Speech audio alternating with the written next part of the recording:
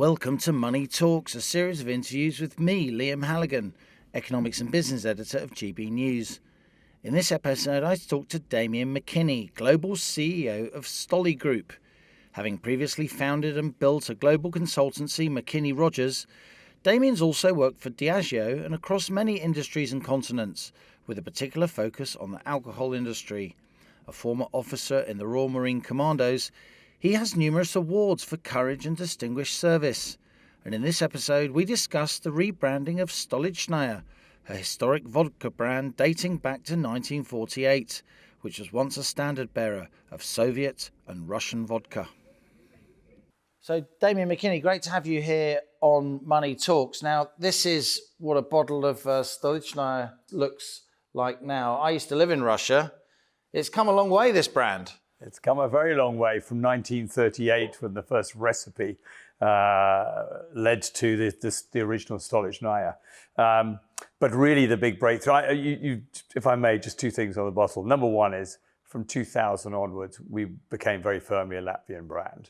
But what we never did was lose the recipe. There's that beauty of that, almost my grandfather's recipe, for what I believe and we believe is the best vodka in the world. And it just won a double award at San Francisco. What's special about this bottle is, I think, two parts. One is it firmly launches us as Stoli, which I think is special. But even more importantly, you'll see the dove, you'll see the Ukrainian colors on here. We absolutely, on the day, the 24th of February, made it very clear that we stood against the invasion. And this bottle is all about, one, standing next to and standing for Ukraine, but two, every cent of this goes to what I think is one of the most extraordinary charities, is World Central Kitchen and Jose Andres. So the bottle it's decked out in blue and yellow of Ukraine. It must be tough marketing what is essentially an iconic Russian brand at a time like this.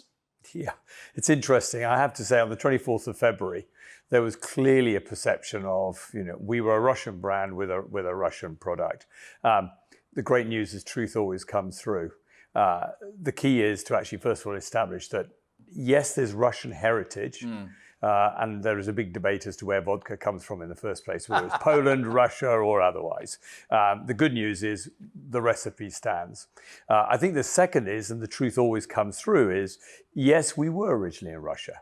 But in 2000, as a result of, frankly, Yuri Shevlin, my founder, recognizing that under Putin, Russia was clearly going the wrong direction, he stood for the opposition, and he then looked for a safe haven. So effectively, Latvia opened itself up and said, we welcome you, please come to Latvia, and please set yourself up here. And we've been there for the last 22 years.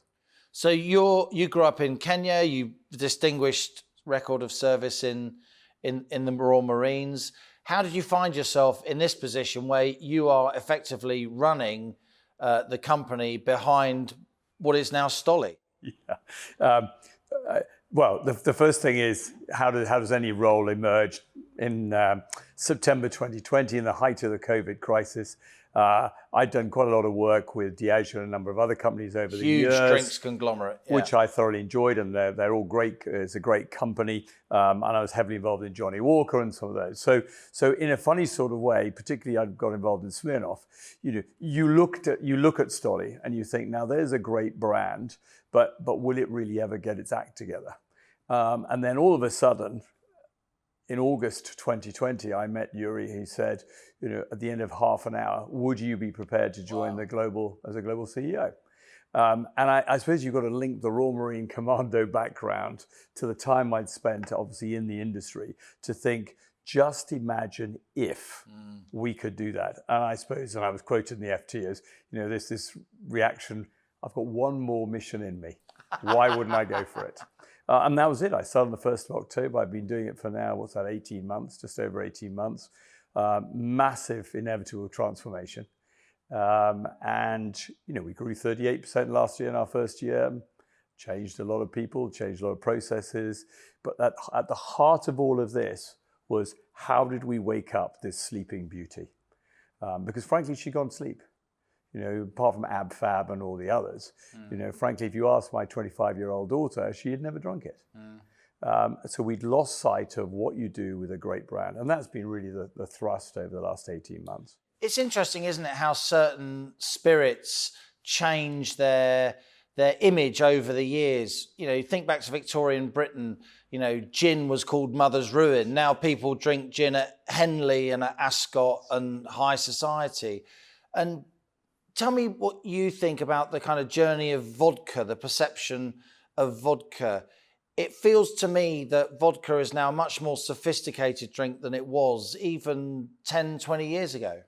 Yeah, I mean, I think it's the Sydney Frank with Grey Goose probably more than anybody else decided, how do you take a brand that frankly you took to parties, wasn't terribly expensive, very versatile and very easy to drink, albeit we'd always over the years made some great cocktails, and actually said, you know what, there's real high value in this, hence the Grey Goose.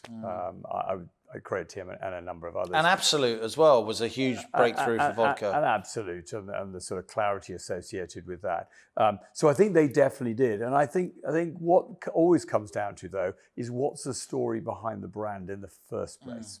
And if you can get the story right in an authentic and transparent way, then you crack it. And I think that the reason why I was frustrated with Stoli is because people just forgot about the story. They forgot about the essence of the brand, and frankly, the essence is partly its provenance and the recipe and the fact that it's alpha grade spirit, which is a clear defining moment in terms of creating it. I think the second is, and it's really what's emerged over the last 18 months as we've looked into the essence of the brand, is a brand that stood for liberation. And we've actually launched what we call Liberate Your Spirit. It stands for causes. And therefore, not surprisingly, back in 2013 and subsequently, we've always stood for the LGBTQ plus opportunity to actually say this is who we are and what we stand for and should be given freedom. And then that's where, of course, when Ukraine comes along, I felt a bit like, you know, I've had 18 months of turning this brand around and the company. We've been talking about a tension between how do you create a high-performing business, a business that's growing, but the tension with sustainability and standing up for causes and in a sense charity in many respects.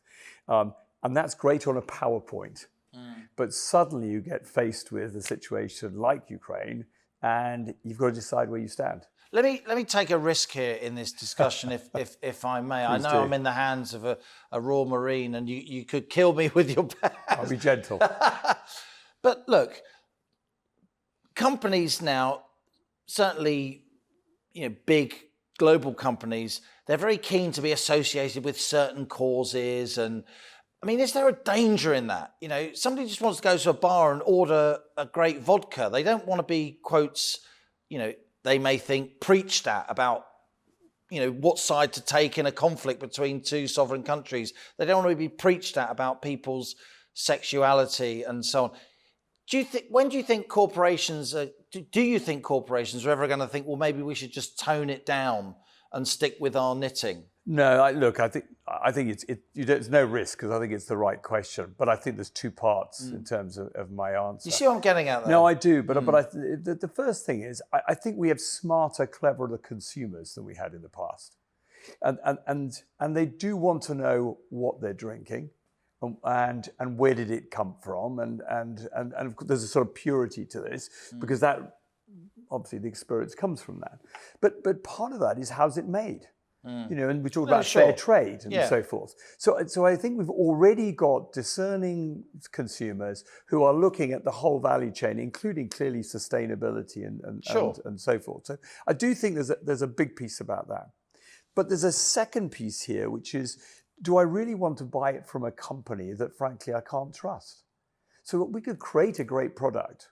But I also think, and there's fingerprints all over the internet now, and people will, of course, go into your history and so forth and say, you may have created something that's great, but actually I don't trust you. I don't think you're the sort of person, you know, would I take that bottle as my best friend home to meet my parents or otherwise? And if you don't tick all those boxes, the reason why I think it's a really great question is I do think most businesses it's a balancing act that they're playing, and I get that. Now I don't call it. So you can't go too far. Well, I'm totally with you on. But I think it's a tension. Yeah. I think I've turned it into a tension rather than a balancing act. Okay. Because I think And in a way, it reflects my previous life, which is at the end of the day, there's always risk. But if you're truly going to stand up in front of people, as many companies are, and say, we believe in corporate social responsibility in the broadest sense, then that's one thing to say it in a conference. And by the way, I've met many CEOs in I run a consultancy. It's just window dressing, well, basically. I used to say to them, and I remember I'll never forget, one of them made a grand speech, and it sounded wonderful. And I looked him in the eye and I said, do you really believe in what you've just said? He said, of course I do. And I thought, no, you don't at all. And the first time there's a crisis, it'll be, look, I know, but times are different. I don't believe that's right. And that's why I think there's a big piece about leadership here, which is if you believe, now you could say, I'm really sorry, I understand this corporate social responsibility, we can't afford it, we're not really going to do it, it's all about business. Do you know what, that's okay. I mean, I obviously agree with it, but it's okay. But what you can't do is claim to do both. And then in a hard time, suddenly drop the social responsibility, say, I'm not going to do that because I'm still going to stick to this part of my agenda. The danger is, I'm totally with you. I do think particularly younger people want to know where stuff is made. They might, consumers have huge power. Consumer boycotts of brands can literally make or break companies. So I'm totally with you on that. But surely there's a danger, and it's there in your tension model, that some people may just say, stop preaching at me, it's just words, this isn't costing you any money, aside from the fee for the PR company who wrote this stuff. I completely agree with you. And I think, for instance, I'd already had a conversation on the 26th of February with Yuri about rebranding. We didn't announce it for another week because I was really conscious that this could be seen as a gimmick. Yeah, just a knee-jerk. Quick reaction, exactly. Quick reaction to this. I think going back to your direct point, which is that don't keep preaching at me, because actually at the end of the day, it's probably not true. I don't really trust you otherwise. I think in a sense, time will tell. Yeah, I think that's and I think we're judged by a series of experiences. And that's why if I go back to my previous life, it's really easy to be a fair weather soldier. Wait till it's 2 o'clock in the morning and it's pouring with rain, you're freezing cold and frankly frightened.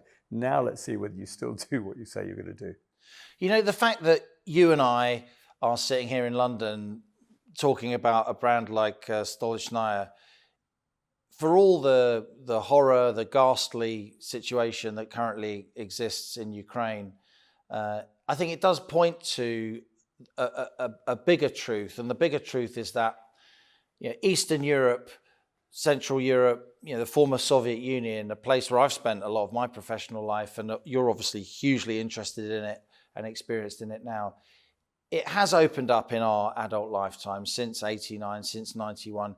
There is now huge business being done between people in Russia and Ukraine and all the Slavic countries and Western Europe in a way that we couldn't have imagined when we were kids. We're both kids of the Cold War, right? And in the end, surely that's something we've got to hang on to, the fact that there may be real tension at the moment, rightly so. The West is really angry at Russia and so on. But I don't think there's any going back, not least because of the relationships that now exist in business, the fact that we've got you, a former Royal Marine, running Stolichnaya, the fact that someone like me has many, many friends and relationships with people in Russia, in Ukraine, in Kazakhstan. Surely there's no going back to the Cold War that we grew up with. I hope we don't go back to it. I think is the short answer, because you're right. Never in my lifetime did I ever believe that I would actually be walking in any of the Warsaw Pact countries, let alone business, betting the ranch. Exactly. So no, I just hope it doesn't happen. But here's the rub of all of this is we do have friends, and I do have friends there, and I have people who've worked for me and indeed worked for me on the ground in Ukraine as well as in Russia. I've just come back from Georgia, so I've got a distributor there, and I've got people in Georgia. What a fabulous country to visit, by the way. One of my best favourite countries to go. The food is unbelievable, the landscape, the scenery. It's wonderful, stunning. So another good reason, because people. The issue, however, is, as you know, is it comes down to political leaders at times, and one of you grow up over your lifetime. But I was involved in a big refugee crisis back in Kurdistan at the end of the first Gulf War, and we had 50,000 refugees, and we ended up running what effectively was peace talks. And I'll never forget the day. And I'd been working with this guy called General Ali. General Ali was head of the Kurdish Peshmerga group. I think I was 30, he was 30. So we were both young guys. He clearly had a lot more people than I had. But nevertheless, this helicopter, this Black Hawk, landed, and out of it came an Iraqi brigadier general who looked just like spitting image of Saddam Hussein. And my reaction was, is it? And they told, no, they all dress like this. So anyway, so Ali went over, we greeted him, came up, and we ended up at the sort of top of this hill having these, what inverted commas were peace talks. But what really shocked me was that Ali not only went up and shook his hand, but held his hand. Yeah. And they walked hand in hand, this Iraqi brigadier general in uniform, him wearing his Peshmerga outfit, all the way to the top, holding hand to hand. We then had the conversations, and at the end of it all, he went back, got on his helicopter and left. And I turned to Ali and said, I just don't understand that. You have lost the majority of your family. We are sitting here in an area where clearly not only was genocide and the gassing and the orchards destroyed, I just don't understand it. And he turned to me and said, Damian, it's not him. It's about the political leader who has sent him to war, not him. And you know, I have to say that was a moment where, again, there are moments in your life when you grow up with little bits of wisdom. But actually, this is not about blaming Russian people. I'm afraid this is about one individual and a group of people around him who have decided, for whatever reason, to invade an independently free, frankly, and peaceful country. Now that we can't stand to. And I hope as human beings, maybe that's the biggest reflection for me over the last few weeks, that yes, there's a piece to actually not losing sight of the friends, but maybe what it's also done is forced us to go back to understanding what's good and right. And I don't want to sound sort of kumbaya-ish in this discussion, but I do believe at the end of the day, we as leaders, we as businesses, we as journalists or whatever, at the end of the day, there's always been a battle between good and bad. And if we don't stand by what's good, then at the end of the day, we have a problem. And I think this is one of those moments. Let's talk about Stolichnaya now and where it's going. I mean, you will know just how iconic Stolichnaya was during the Soviet era. I've got Soviet iconography posters on the wall of my study at home, and posters about abstinence. A guy sitting there saying "Niet," and there's like it's clearly Stolichnaya. You got the red label and the white bottle of the distinctive shaped bottle. Yeah. Where is Stolichnaya made now?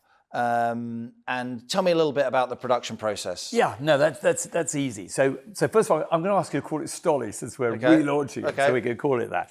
But the Latvia is exactly right. So up until the invasion, we did actually bring the alpha grade spirit in from a distillery, essentially across the border, and that of course took Russian wheat as well as Ukrainian wheat, etc., but mostly Russian wheat. So that's the sort of first stage of the process. But essentially, it was spirit. We would bring it in, and then all the kind of magic was done in Latvia. In Riga, and that's the place where we would blend it, we would filter it, and so forth, bottle it, label it, distribute, etc. So all of that piece was done there, and actually we got a lot of our so the bottle and the closures came from Ukraine. We had and labels. We also had product from Poland and so forth. With effect from the invasion, we'd already gone to Slovakia and started looking for alternatives to what we call this alpha grade spirit.